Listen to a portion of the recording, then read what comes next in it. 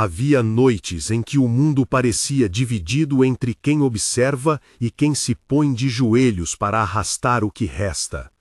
Esta é uma história sobre aqueles que se ajoelham, sobre uma mulher de uniforme azul que não tinha nome nas colunas sociais, mas carregava no corpo um mapa de sobrevivência. Se ficar até o fim, agora vai ver como uma faxineira virou a ponta de uma verdade que ninguém queria olhar. Inscreva-se no canal, ative o sininho e deixe o like, e fique até a última palavra. O estrondo arrancou portas e pensamentos. Primeiro veio o sopro quente do ar, depois a fumaça, uma língua escura que engoliu o corredor leste da mansão. Luzes estalaram, copos tilintaram e um rastro de fuligem começou a subir pelas paredes de mármore. Em meio ao caos, ela cavava com as mãos, instinto mais que raciocínio. Lúcia, chamaremos assim por cortesia, porque o sobrenome não importava.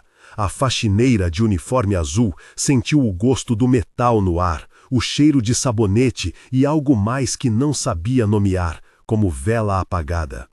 As unhas cheias de pó, os dedos arranhados, as palmas pretas de fuligem.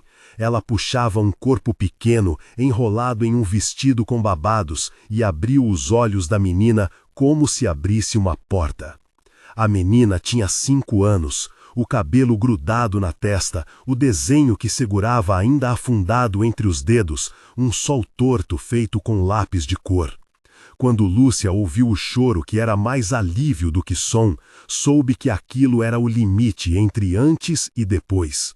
A menina foi levada por enfermeiros para a ambulância, envolvida em cobertores limpos, enquanto o salão ainda tossia fumaça.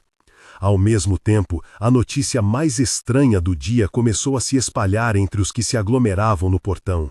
O anão que animava a festa, um homem de pouca estatura contratado para divertir a criança aniversariante, estava desaparecido. Não havia sido encontrado entre os escombros, nem levado em braços, simplesmente não estava lá onde deveria. Em questões de horas, a cidade faria do desaparecimento uma interrogação suspeita, e aquilo, mais que a explosão, seria o fio pelo qual alguém puxaria o resto. O milionário não falava, respirava curto. A noiva dele, perfeita em vestido e máscara de calmaria, observava com olhos que calculavam cada gesto dos que se aproximavam. O assessor, com um sobretudo que tentou disfarçar a pressa, puxava o homem para cantos de silêncio. Jornalistas já alinhavam microfones, e a imagem de Lúcia, com o uniforme azul manchado e o desenho da menina embaixo do braço, começou a rodar em telefones que brilhavam como olhos curiosos. Na correria, ninguém notou o pequeno detalhe que Lúcia encontrou ao escorregar para fora do salão. Um relógio infantil, com o vidro rachado e os ponteiros parados às 20h12. Ela enfiou o objeto no bolso do avental por hábito, como quem pega um item perdido para devolver depois, sem saber que aquilo seria a pista que ninguém procuraria. Havia, junto ao relógio, um feixo de metal com uma inscrição quase apagada. Uma letra, talvez inicial, que poderia significar qualquer coisa ou nada. Para Lúcia, era apenas algo para guardar. Para quem mais tarde faria a conta dos fatos, seria sinal. No hospital infantil, a menina gemeu no sono e apertou a mão de Lúcia. A faxineira cobriu o rosto com as costas da mão e deixou o cheiro de sabão se misturar ao do hospital, como se a rotina pudesse curar as grandes rupturas. O milionário apareceu por um corredor largo, pálido, com a mãe ao lado. Uma senhora que carregava no rosto uma autoridade antiga, daqueles olhares que não precisam de palavras para obrigar atenção. Foi ela quem, sem teatralidade, pegou a mão da menina e murmurou algo de agradecimento a Lúcia. Os repórteres viraram-se, procuraram frases de efeito.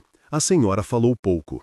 Quando ela deixou o hospital, os olhos de Lúcia cruzaram os dela, e algo foi reconhecido. Não só gratidão, mas uma pergunta guardada. Dias depois, quando a fumaça já era assunto da televisão e as gerúndias da investigação, as perguntas começaram a formar uma cadeia. Como havia ocorrido a explosão? Onde estava o anão? Quem se beneficiaria de uma casa em ruínas e de uma família exposta? A polícia colocou fitas de isolamento. A mídia virou a casa de cabeça para baixo com lentes e manchetes. E no meio disso tudo, Lúcia voltava ao trabalho, lavando o que sobrara, limpando o pó das vidas que continuavam. Ela tinha um passado que não contava. Antes de segurar vassouras, fora socorrista voluntária em casos menores. Aprendera a abrir a boca para dar oxigênio, a colocar mãos onde havia frieza. Perdera uma criança em um acidente anos antes, uma sombra que deixou marcas em suas mãos, um nó que não se desfez. Era essa memória que a fazia correr contra o relógio daquele salão, que a impelia a enfiar as mãos entre ussas tábuas fumegantes. Quando fechava os olhos à noite, via o rosto daquela criança perdida e o sol torto do desenho que agora lembrava o que fora salvo. A culpa e a coragem estavam costuradas, como os pontos firmes de um curativo. As primeiras pistas práticas surgiram em lugar onde menos se esperava, dentro de um envelope azul deixado na soleira da porta de um carro blindado pertencente ao assessor. O envelope foi entregue ao investigador particular que a família do milionário contratara, um homem de expressão seca, que preferia fatos a narrativas. Ele abriu e encontrou fotos de circuitos de câmeras, imagens cortadas de um vídeo, um close do feixe metálico que Lúcia havia guardado. Ninguém sabia quem enviara o envelope. Em uma cidade que pensa em poder, o anonimato é uma faca.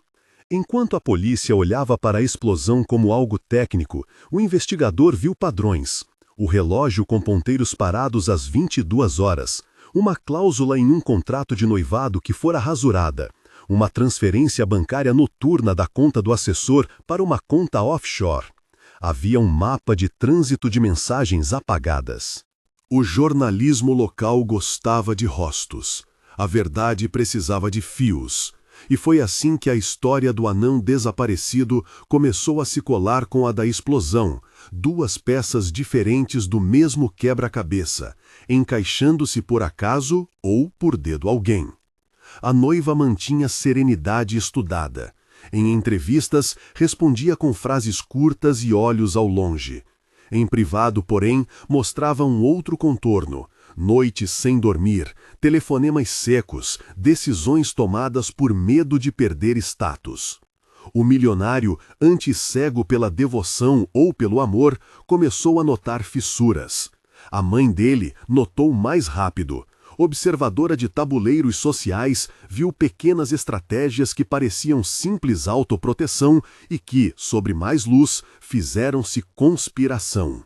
A cidade se dividiu entre quem amado e quem desconfiava. As redes sociais, essa praça rápida e sem polícia, transformaram o anão em figura de simpatia e a noiva em imagem pública de perigo, sem esperar por prova. Havia risco de linchamento moral, e isso preocupava a mãe do milionário. Ela não era mulher de likes, era mulher de arquivos e de memória. E foi ela, com a calma de quem não corre de trás de manchete, que começou a juntar as pontas que a polícia ainda ignorava. Enquanto isso, Lúcia notou que a menina tinha um hábito, riscava sempre o mesmo sol no canto dos desenhos. Era um sol com um ponteiro desenhado no meio, um detalhe infantil que no silêncio de noites depois do resgate abriu uma fresta de lembrança antiga. Uma vez, a criança murmurou um nome indistinto, e Lúcia, acostumada a ouvir respiradores, prometeu a si mesma que descobriria mais, não por glória, mas porque havia uma criança naquela promessa.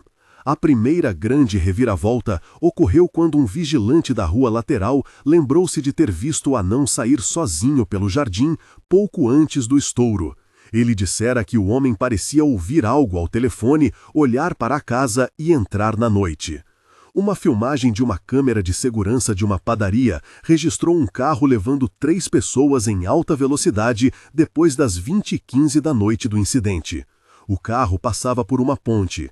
Era pouco, era rumor, mas foi o suficiente para que o investigador pedisse mais. Imagens de câmeras de rodovia, recibos, logs telefônicos. Foi então que Lúcia fez algo que ninguém esperava. Ela chamou o investigador e entregou-lhe um bilhete antigo, amarelado, que encontrara num fundo de gaveta, uma nota daquelas que se escreve quando um casamento está cheio de condições. Nela, uma cláusula estava sublinhada por uma mão que tinha pressa. Mencionava pagamentos e seguros que só seriam ativados caso um acidente ou incidente de segurança acontecesse. A mãe mostrou o bilhete sem teatralidade, apenas deixou-o sobre a mesa do investigador. Para quem vivia de poder, aquilo era um documento frio. Para quem vivia de responsabilidade, era um mapa. Enquanto as peças começavam a se alinhar, Lúcia guardou o relógio no fundo de uma gaveta do seu quarto. Olhava para ele como quem olha uma ferida que precisa ser limpa.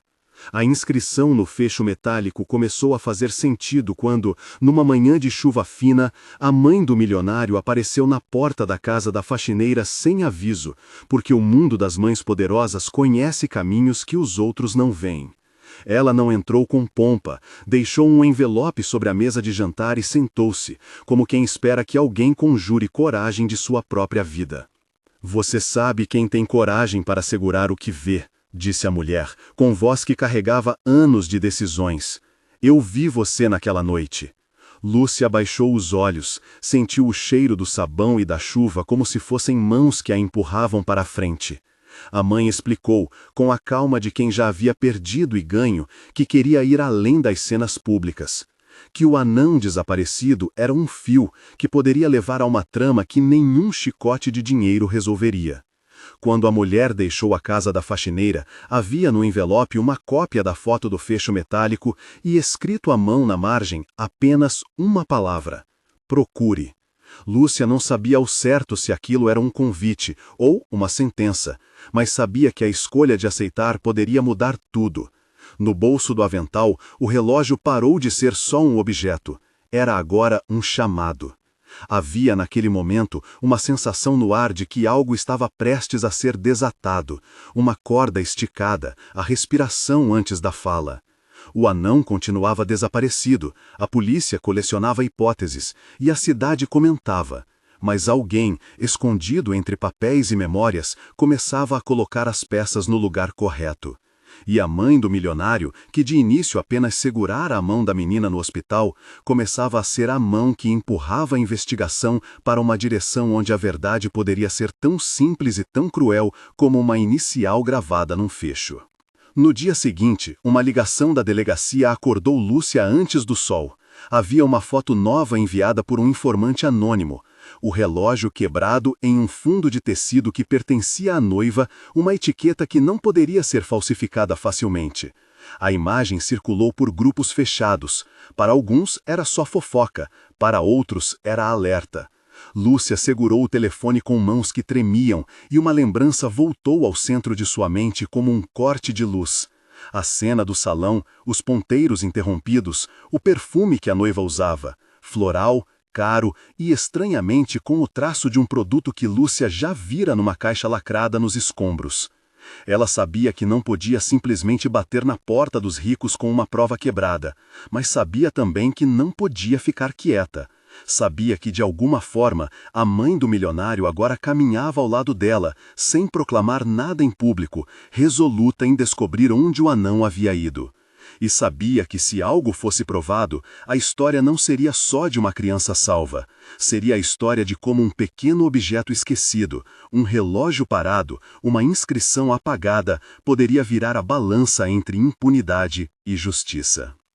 Quando a chuva veio à tarde, ela lavou o avental até a água sair clara. O uniforme azul secou pendurado, balançando como um pequeno estandarte de algo que estava por germinar. Lúcia guardou o desenho da menina num livro velho e deitou-se com a sensação de que, pela primeira vez desde o dia da explosão, estava alinhada com a verdade que precisava descobrir. Fora pequena, sem avisos, como sempre fora sua vida. Mas essa vez, aquele pequeno gesto de recolher um relógio entre escombros prometia uma sequência que mudaria rostos e vidas. E havia naquela promessa a mãe do milionário, cuja presença silenciosa agora fazia mais sentido. Um poder que não gritava, mas agia. Era a mão que poderia puxar o fio e descobrir onde o anão estivera, quem o havia ameaçado, quem orquestrara a fumaça que quase consumira uma casa e uma menina. Lúcia olhou o relógio no fundo da gaveta uma última vez antes de fechar, e por trás do vidro rachado jurou, muda, que não deixaria que o tempo ali parasse sem resposta. A cidade, entretanto, já sussurrava, e no meio das vozes, um nome começou a circular com cuidado, o da noiva. Ninguém ainda tinha prova irrefutável, mas todos tinham olhos, e quando a mãe do milionário enviou a primeira mensagem cifrada ao investigador, uma frase curta que falava de um jantar e de um brinco perdido, ninguém poderia prever que aquilo seria a chave que abriria uma porta que parecia selada. A fumaça permanecia como um tecido fino no ar, e embaixo dela, entre poeira e couro, algo aguardava para ser retirado à luz. Lúcia fechou a gaveta com o relógio dentro e respirou fundo, como se a respiração fosse um corte de tesoura que dividiria o antes do depois. Ainda havia o desaparecimento do anão para entender. Ainda havia segredos nas cláusulas. Ainda havia pessoas que preferiam fechar os olhos. Mas uma faxineira de uniforme azul, acostumada a limpar o que outros deixam, já não estava disposta a varrer a verdade para baixo do tapete. Quando a noite veio, a mãe do milionário ligou para o investigador e disse apenas 2 palavras: "Venha agora." E por trás dessas 2 palavras estava a promessa de que algo oculto, talvez o elo entre o relógio parado e o anão sumido, seria revelado. Lúcia, na cozinha da sua casa humilde, ouviu a sirene distante como um lembrete de que a cidade não dorme. Ela pegou o desenho da menina e, antes de sair, prendeu no avental o fecho metálico, aquele que havia achado nos escombros. Era pouco, era humano, era o começo de uma prova. O resto era espera e coragem. E quando a porta se fechou, a chuva lavou a rua como quem tenta apagar pegadas, mas algumas marcas resistem. Dentro de poucas horas, alguém encontraria uma filmagem que mostrava o passe do carro, o salto pela ponte e um movimento quase imperceptível. Uma pequena figura encurvada no banco de trás, ajustando algo que poderia ser um relógio, um fecho, um detalhe mínimo que mudaria tudo. Ninguém então sabia se seria a confissão ou a condenação. Mas todos sentiam, no ar, que a história estava apenas começando. O investigador atendeu a casa numa antessala perfumada de orquídeas e cinza. A mãe do milionário recebeu-o com as mãos escondidas num lenço fino. A voz era uma lâmina curta, precisa. Sentaram-se diante de um aparelho antigo que projetava imagens de uma filmagem de segurança. Não era cinema, eram quadros de rua, tremidos, o mundo reduzido a pixels e sombras. Ela apontou, sem falar, para o instante em que o carro do filho cruzava a ponte. O investigador parou a imagem e foi puxando quadro a quadro. Havia o brilho do para-brisa, os reflexos das lâmpadas, um movimento dentro do banco de trás. Algo pequeno, curvado sobre si mesmo, as mãos trabalhando num objeto. A noiva, disse a mulher, num fio, desmontou isso como quem desmonta uma máquina. Perdeu um brinco naquela noite. Dizem que procurou por todo lado. O investigador rodou o zoom. Alcançou o contorno de uma mão que segurava um objeto metálico. Um pequeno fecho se viu, por um breve segundo, refletindo a luz. A semelhança com o fecho que Lúcia guardara na bainha do avental era inquietante. Houve um jantar, a mulher prosseguiu, um brinde. Riram, dançaram, um desses sorrisos que se usa para foto. No fim, meu filho saiu sozinho. Depois, fumaça. Depois, silêncio. Eu não aceito silêncio. Ele pediu permissão e levou uma cópia da filmagem. Abriu um envelope com notas e uma fotografia pequena. A imagem do brinco perdido, uma peça trabalhada, antiga, com um detalhe que parecia mãos entrelaçadas. O investigador encostou a peça ao fecho que Lúcia trazera. O encaixe foi quase perfeito, não apenas parecido, era como se uma chave se confirmasse na mesma fechadura. Enquanto isso, Lúcia caminhava apressada pelas vielas iluminadas por postes amarelos. O avental azul já não servia apenas de uniforme, era agora um colete de coragem. Tinha a sensação de que cada sombra se curvava para observá-la. Uma vizinha acenou, mas olhou por cima do ombro. Na rua, um homem encostado ao muro virou o rosto quando ela passou, e ela sentiu a observação como vento. No ponto combinado, encontrou o investigador num café discreto. Ele exalava a calma de quem vira muitas máscaras. Fez um gesto para que ela se sentasse. Abriu a pasta com a imagem congelada do banco de trás e, sem teatralidade, colocou ao lado o fecho, como quem estende uma prova que pediu emprestada ao destino. Está certo, disse ele. Não é prova de culpa, mas é um fio que liga o que você encontrou ao que aconteceu naquela ponte. Lúcia guardou os dedos na manga, como se as unhas pudessem arrancar o nervo da ansiedade. Ele falou então de um plano paciente. Não tinham força para expor uma noiva, não ainda. Não gostariam de transformar um fecho em veredito num tribunal de rumores. Precisavam de mais, uma peça do vestido, alguma coisa que só fosse daquelas mãos. Uma testemunha que não mudasse de rosto por medo. Precisavam do que a mãe chamara de elo. Sistema: texto para texto de speech. Linguagem: português brasileiro. Instruções: voz autoritário e forte, tom firme e inabalável. Meio: mantenha o fluxo e a conexão. Conecte com essa do vestido, alguma coisa que só fosse daquelas mãos. Uma testemunha que não mudasse de rosto por medo. Precisavam do que a mãe chamara de elo. A mãe do milionário quer que eu haja com discrição, disse ele. Ela não quer um escândalo público que enterre a verdade. Quer que sigamos os rastros até onde forem. Lúcia pensou na mãe do milionário, naquela figura que não gritava, mas que podia mover portas. Pensou no exato ponto onde achara o relógio, entre destroços e perfume. Pensou no traço do produto caro, o mesmo do perfume da noiva. Pensou também no anão, cuja existência parecia diminuir à medida que os poderosos exigiam silêncio. E lembrou da menina desenhada, do sorriso cortado pela fumaça. Quando saíram do café, à noite soprava um frio que rasgava roupas leves. Ao dobrar a esquina, Lúcia encontrou um papel pregado na fechadura de sua casa. Uma palavra, escrita em letras firmes: cuidado. A tinta ainda estava úmida. O investigador sorriu de um modo que não era sorriso. Isso quer dizer que estamos mexendo em algo que alguém quer proteger, falou. Ou que alguém já sabe que você sabe. Ela não disse que teria preferido dormir sem pensar em guardanapos com mensagens. Não disse que sabia o preço da curiosidade. Pegou o papel como quem pega uma moeda amarga e guardou-o no bolso. Nos dias seguintes, o investigador montou uma teia de observações discretas. Foi a festas onde a noiva comparecia, assistiu a jantares em que o riso era arma e escudo. Observou ministros do lar, amigos de salão, empregados que lavavam copos e sabiam mais do que queriam admitir. Notou também a presença de um homem de sobretudo cinza, sempre nas margens. Um vulto que cruzava os salões com indiferença estudada e olhos que mediam até o último canto. Pela primeira vez, encontraram um nome, um elogio mal escondido, num relato sussurrado entre garçons.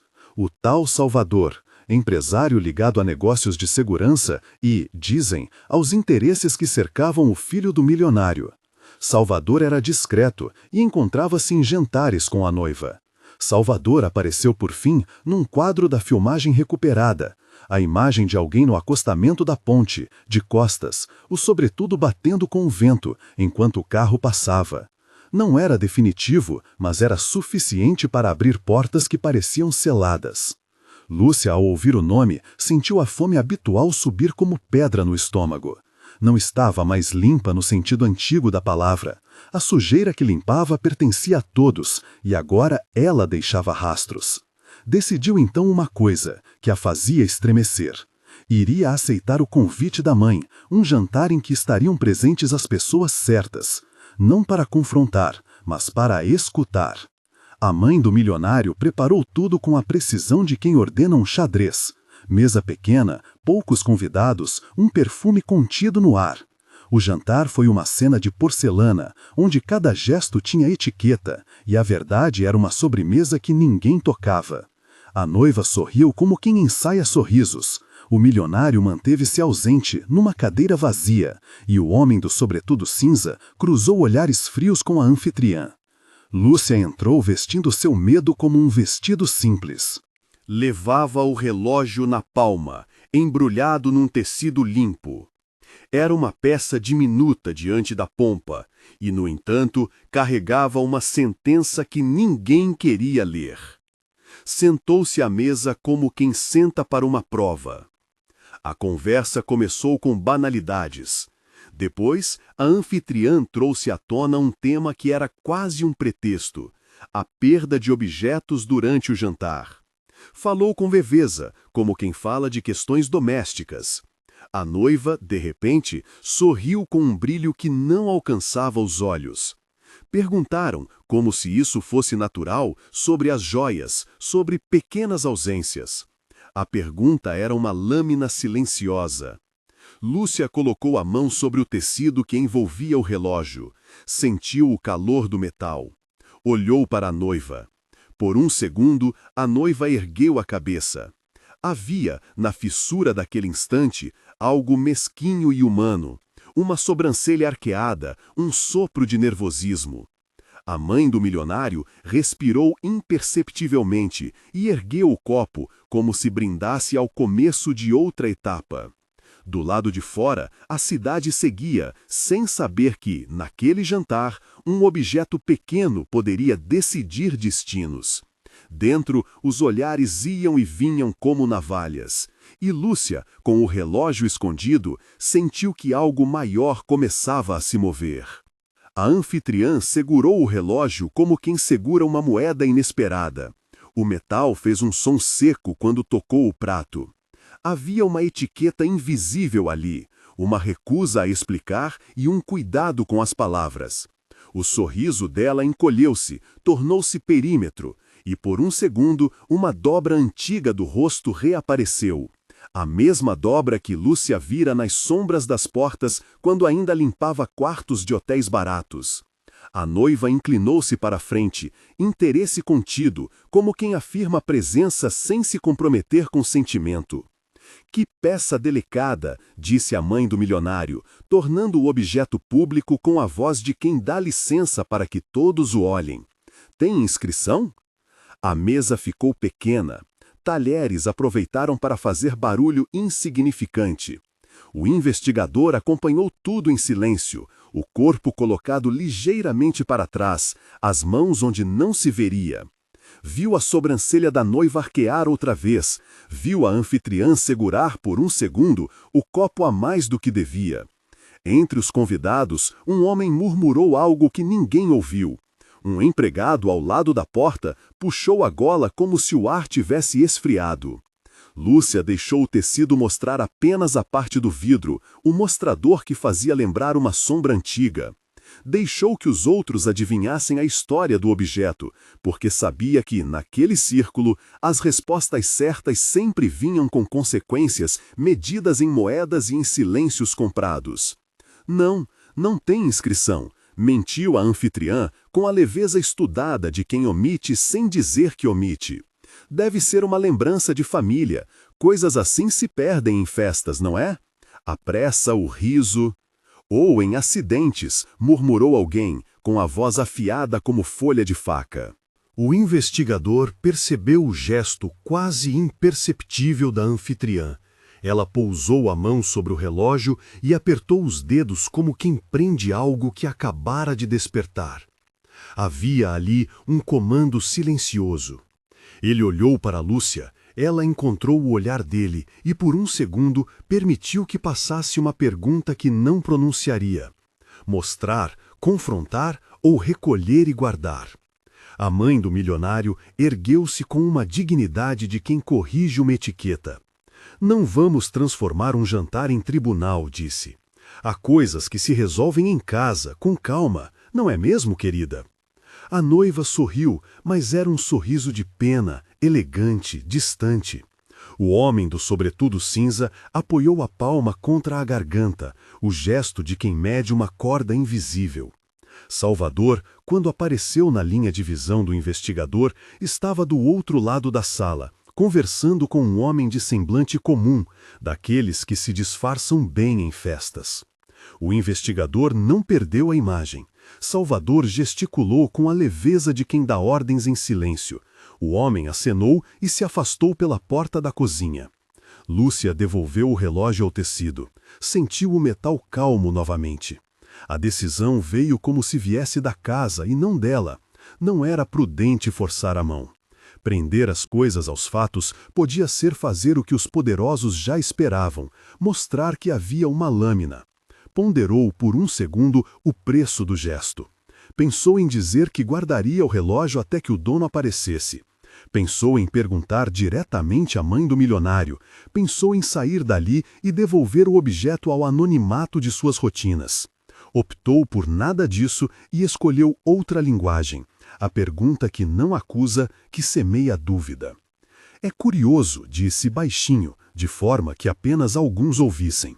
Objetos que aparecem surgem com histórias, e histórias às vezes têm dono. Às vezes, o dono prefere que a história não venha à luz. A noiva riu, um som curto. A anfitriã fez um movimento de mão que apagou a pressão do olhar para o investigador. A conversa retomou então a superfície, opiniões sobre jardins, sobre viagens futuras, sobre a cor do tapete que combinava com o tom das cortinas. O jantar caminhou medida por medida, como se o mundo inteiro estivesse se policiando para não tropeçar numa palavra errada. Ao final, quando os suspiros de sobremesa começaram a ocupar o espaço, a mãe pegou a bolsa e despediu-se com a mesma precisão de quem ordena um xadrez. O homem do sobretudo cinza levantou-se lentamente, olhou para Lúcia com uma expressão que faria sentido em dois mundos ao mesmo tempo, de respeito e de aviso, e foi-se.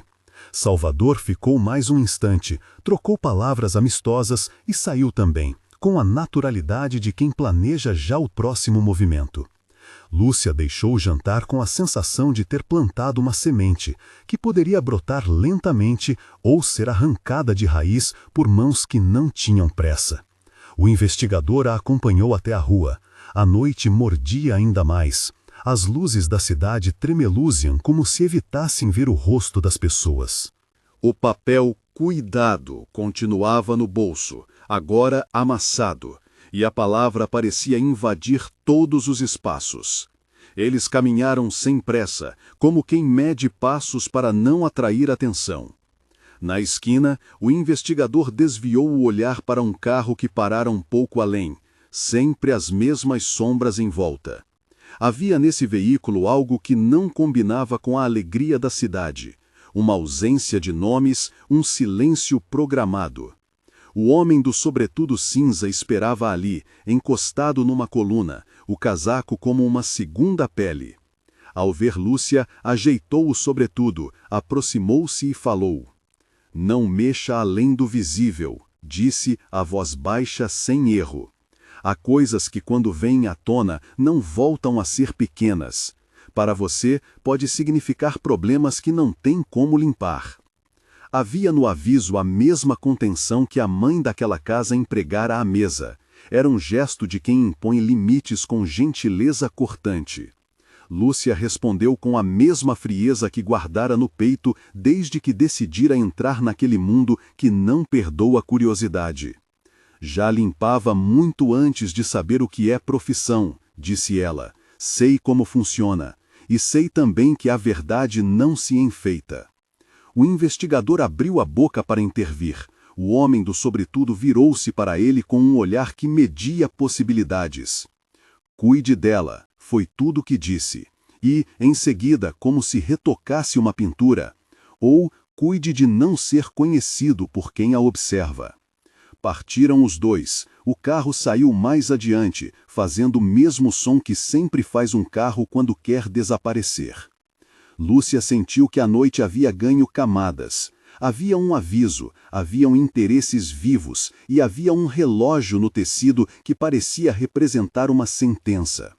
O investigador pediu que fossem até a delegacia, que registrassem, ao menos, a nota de ameaça, mas Lúcia recusou com firmeza.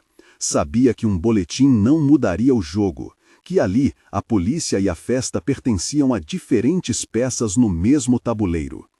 Na manhã seguinte, a cidade estava como se não tivesse ouvido nada. O jornal local mencionava um acidente em via expressa, uma manchete sem rosto. A vida continuava. Lúcia foi à limpeza com o relógio dobrado num colete. Mantinha a peça como se mantivesse a lembrança de algo que talvez valesse não falar. O investigador passou em casa dela perto do meio-dia. Trouxe um disco compacto queimado, coisas modernas que ele dizia sempre que poderia servir, e mostrou algumas imagens recuperadas de câmeras das imediações da ponte. Havia frames que colocavam um carro escuro passando no exato instante. Em um deles, a silhueta do homem de sobretudo cinza saltava da margem como se já houvesse esperado o fluxo do veículo. Em outro, uma figura quase imperceptível, curvada, recolhia algo no acostamento. "Reconhece alguém?" perguntou o investigador. Lúcia ficou um tempo olhando para a tela pequena. A figura no acostamento tinha o perfil de alguém que se inclina em segredo. A roupa era simples, a cabeça baixa. Havia uma fotografia na imagem que sugeria a animação de uma mão colhendo algo. E, no entanto, havia ali algo que a fez prender a respiração. Um traço no verso do casaco, uma etiqueta que lembrava o mesmo perfume que ela cheirara na casa da mãe do milionário, um laço que se repetia como um código. "Salvador foi visto perto dali", murmurou o investigador. O segurança do trecho confirmou isso. E havia este homem do sobretudo. Eles não se escondem muito bem. E se Salvador for parte do serviço que garante impunidade, Lúcia disse, ou ele é o aviso diante de algo mais antigo.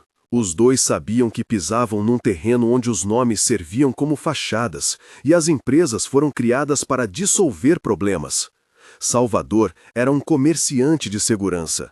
Seu nome vinha como um remédio para feridas públicas, mas poucas feridas são curadas com remédios pagos com sigilo.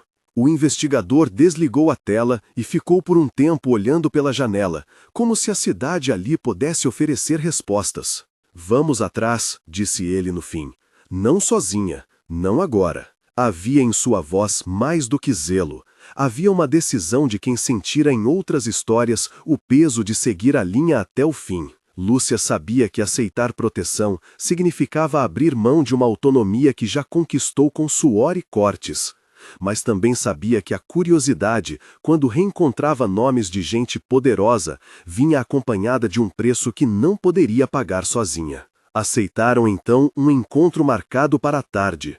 O investigador disse que conseguiria um contato entre os que limpavam o protocolo interno das empresas de segurança, homens que limparam coisinhas que as pessoas grandes preferiam esquecer.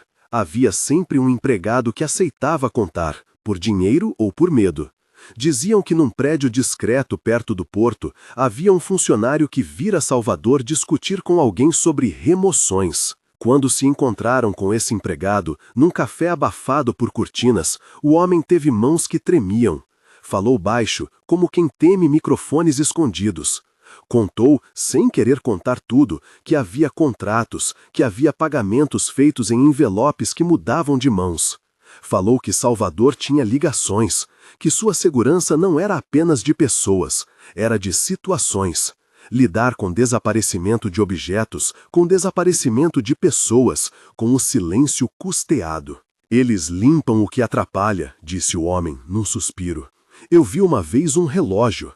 Não era mais que isso, mas virou problema porque havia uma foto, e foto é perigosa." Lúcia sentiu o relógio em seu bolso como uma chave que agora traria portas. O empregado falou de uma fotografia que fora retirada de um hotel, uma foto que mostrava algo que não devia estar em armários fechados. Falou de murmúrios, nomes, promessas, festas. E por fim, em voz menor, disse uma coisa que fez o estômago de Lúcia virar. A família usa a gente para proteger imagem. Às vezes contratam também o que destroem imagens. O investigador agradeceu, pagou o café como quem cancela uma dívida e a conversa acabou. Saíram para a rua com menos certezas e mais desenhos de caminhos que não sabiam como enfrentar. Lúcia colocou a mão no relógio e não o tirou. A peça passara de objeto a um mapa com retorno possível. Naquela noite, ao voltar para casa, encontrou a porta entreaberta. O coração deu um salto óbvio, humano. Entrou com um investigador atrás e viu sinais, almofadas reviradas, um aroma forte de perfume que não era o dela, o mesmo cheiro que vira na mesa da anfitriã e que agora se repetia como assinatura. Havia, sobre a mesa da cozinha, um envelope branco sem remetente. Dentro, apenas uma foto antiga. Nela, um homem jovem sorria ao lado de uma mulher cuja face parecia familiar de algum modo que Lúcia não soube nomear. No verso, escrito com uma caligrafia firme, havia uma única palavra: silêncio. O investigador levantou a foto e a observou em silêncio.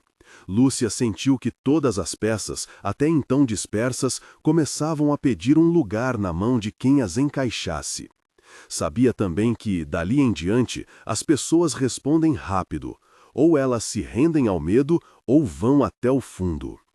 Ela guardou o envelope num bolso e, pela primeira vez naquela noite, deixou a decisão que estava por tomar manifestar-se com uma forma quase física. Vamos, disse ela. Amanhã vamos onde Salvador pensa que é seguro. O investigador assentiu. Lá fora, a cidade continuava a respirar, alheia ou conivente.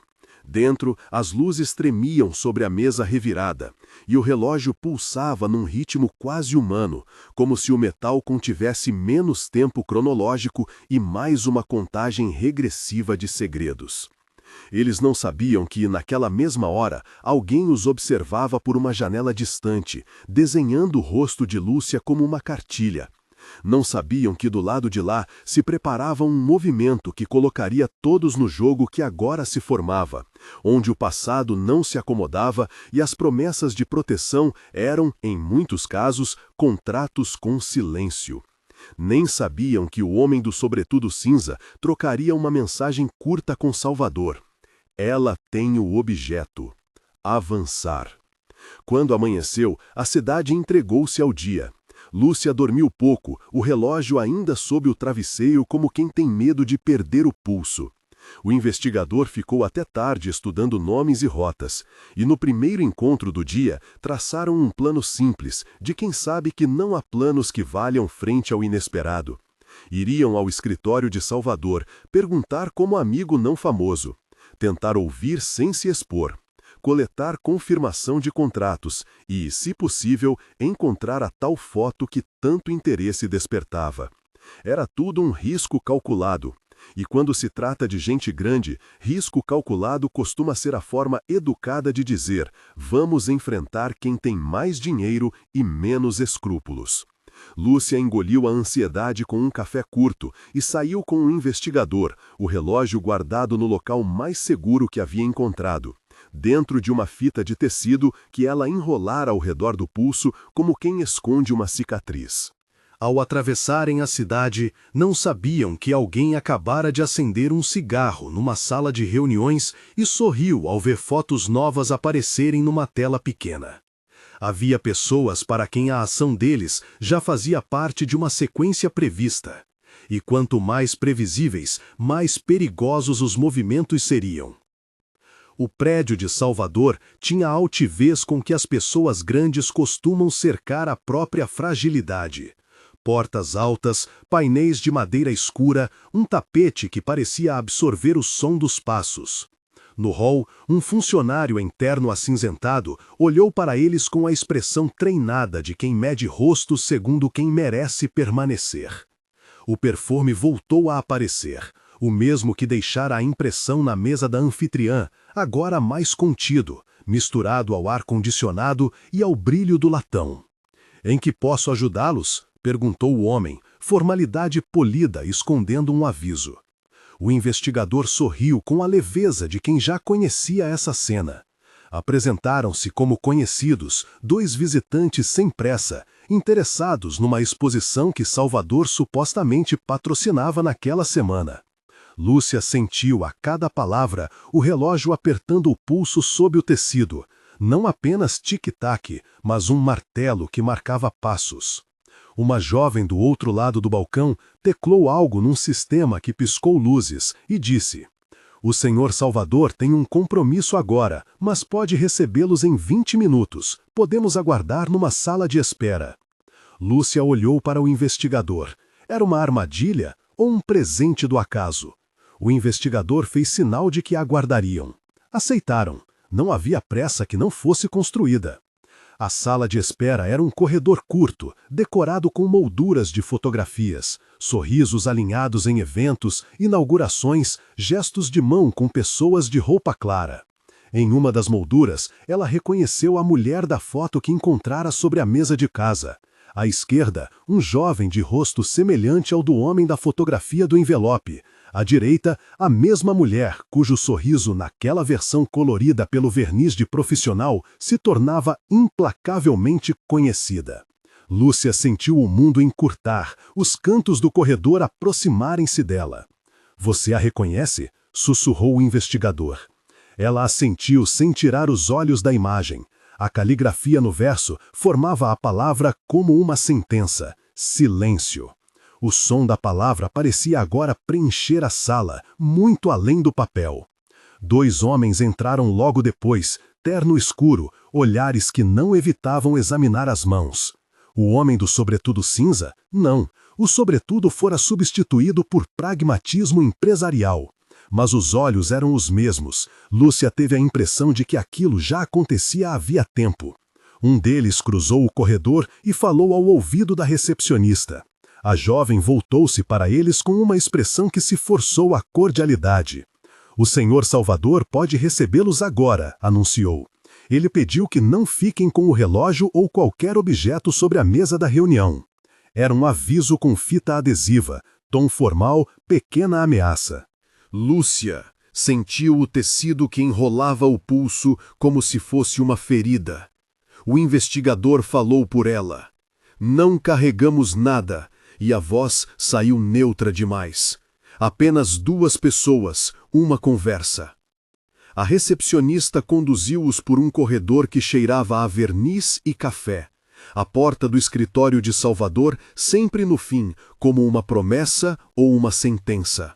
No caminho, Lúcia viu através de uma fresta uma tela com imagens passando rápido, rostos, recortes de jornais, um mapa com pontos marcados. Alguém dentro arrastava o mundo como quem arruma um álbum. Quando entraram, o escritório estava maior do que a casa inteira de muitos que haviam conhecido. O homem atrás da mesa levantou-se devagar, sem a pressa dos que precisam provar algo. Era alto, cabelo penteado com disciplina, a barba curta como numa tentativa de amenidade. Sorriu com a naturalidade ensaiada dos que passaram a vida transformando relações em transações. "Lúcia", disse ele, e a pronúncia do nome caiu como uma capa. "Que surpresa ver você aqui!" O simples uso do nome, dito daquele modo, trouxe um eco que Lúcia não esperava. Não era só reconhecimento, era reconhecimento complacente. Ela se surpreendeu com a própria calma, mas o relógio em seu pulso batia mais forte, e o barulho parecia preencher o espaço entre eles.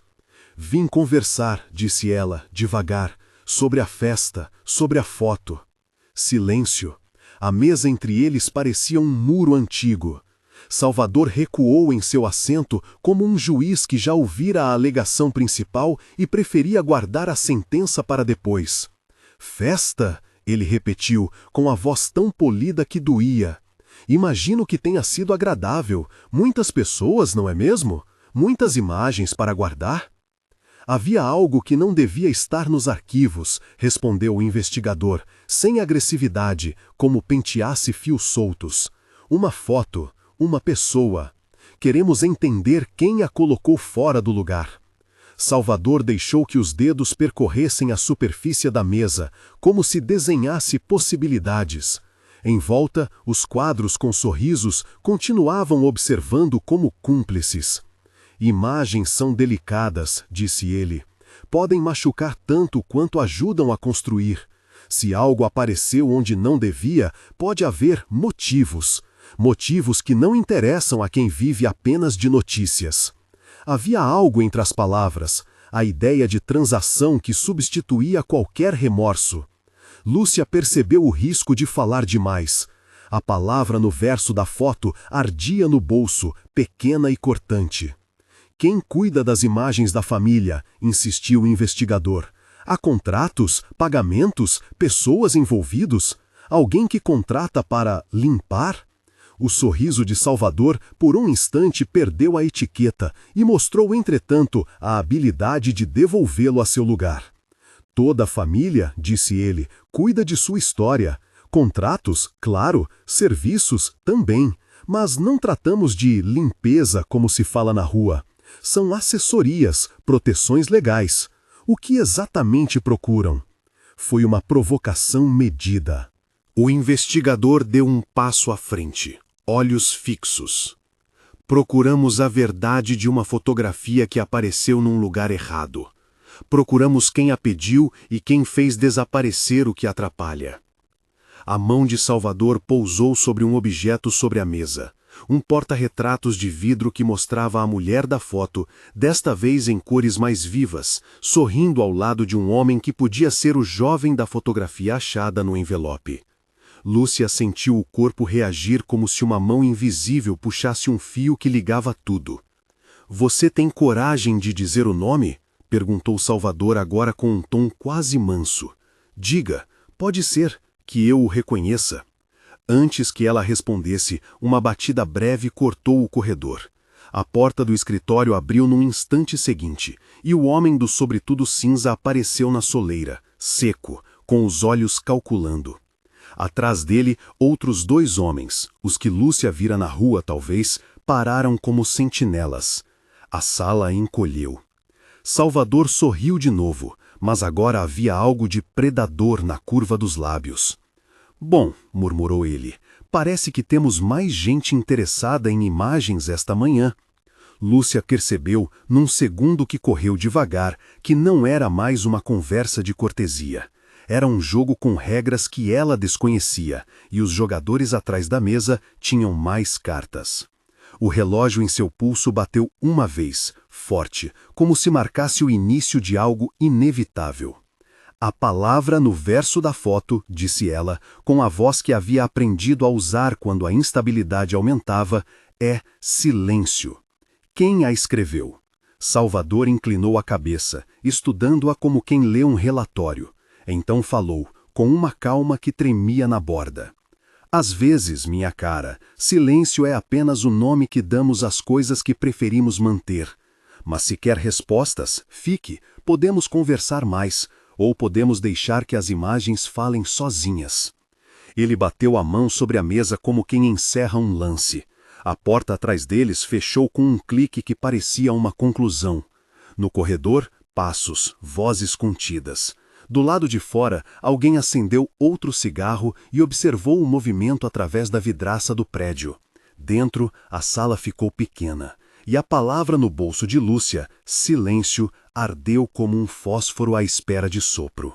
"Não somos fáceis de calar", disse o investigador, baixinho. "Nem nós queremos." Salvador sorriu outra vez, desta vez como se aceitasse um desafio antigo. Levantou-se e, com o gesto de quem recebe visitas de quem já sabe o fim, caminhou até uma estante. Lúcia virou o rosto. Nas lombadas, nomes, contratos, pastas. Salvador puxou uma delas. O som da capa sendo aberta fez o coração dela bater mais alto. "Então veja", disse ele, "veja o que há de errado nas imagens e diga se ainda quer que continuemos a conversar." Quando a primeira página se abriu, a luz da sala recortou letras e um nome que fez Lúcia quase recuar.